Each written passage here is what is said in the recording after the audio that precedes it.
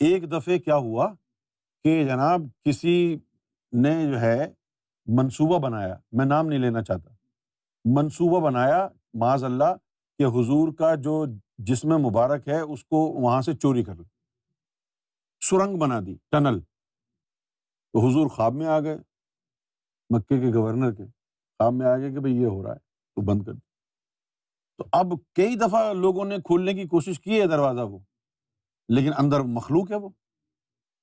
کم سے کم اس کمرے میں کم سے کم 1,00,000 سے زیادہ ملائکہ رہتے ہیں۔ کیوں رہتے ہیں؟ کہ کوئی عاشق رسول آئے گا وہاں اور وہاں درود و سلام پڑھے گا تو وہ درود و سلام وہ ملائکہ کلیکٹ کرتے ہیں۔ جو بھی پیار سے محبت سے حضور پر درود و سلام بھیجتا ہے وہاں کھڑے ہو کے تو وہ ملائکہ۔ اس کے علاوہ پوری دنیا میں اللہ تعالیٰ نے اسپیشل ملائکہ کی ڈیوٹی لگائی ہوئی ہے پوری دنیا میں۔ ان کا کام یہی ہے کہ کوئی بھی حضور پر درود پڑھے تو وہ ملائکہ اس کو کلیکٹ کر کے اور آگے بھیجیں، کیونکہ حضور کو پتہ ہے نا کہ میری امت نکمی ہے،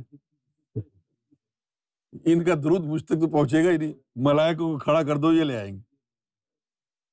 تو وہاں تو آپ داخل ہو ہی نہیں سکتے نا بھائی۔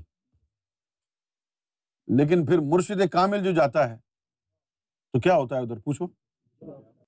اب جیسے غوث پاک کا دور تھا تو غوث پاک کے دور میں غوث پاک کا یا تو اپنا جثہ نفس کا وہ حضور کے دربار کا دربان تھا، ان کا اپنا غوث پاک کا جثہ مبارک لطیفہ نفس کا وہاں تھا، کھڑا ہوا تھا۔ اب کون جائے گا اس کو بائی پاس کر کے؟ اسی طرح اب جو ہے وہاں پر وہ امام مہدی کا ایک غلام ہے، اس کا لطیفہ نفس کا جثہ وہ مدینہ پاک میں دربان ہے، اس کے بغیر کوئی اندر جا ہی نہیں سکتا۔ اب چونکہ وہ دربان کے ہاتھ میں ہے اس کا قفل، تو وہ جہاں جی چاہے بیٹھ کے وہی ماحول بنا دے، دروازے کے اندر بٹھا دے سب کو، اس کے ہاتھ میں ہے۔ ہم نے دیکھا ایک دفعہ کہ مسجد نبوی کے اندر حضور کا مرقد انور ہے، اور حضور کے مرقد انور میں واشنگٹن ڈلس ایئرپورٹ کی محفل لگی ہوئی ہے۔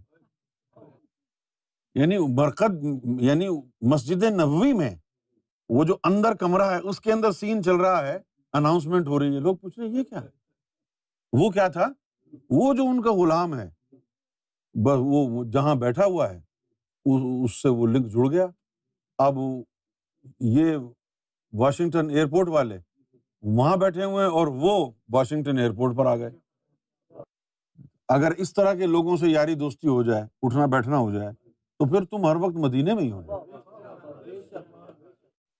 ہاں، لیکن یہ طاقت دربان والی مرشد کامل کو نہیں ہوتی، غوث الزماں کو نہیں ہوتی ہے۔ نہیں،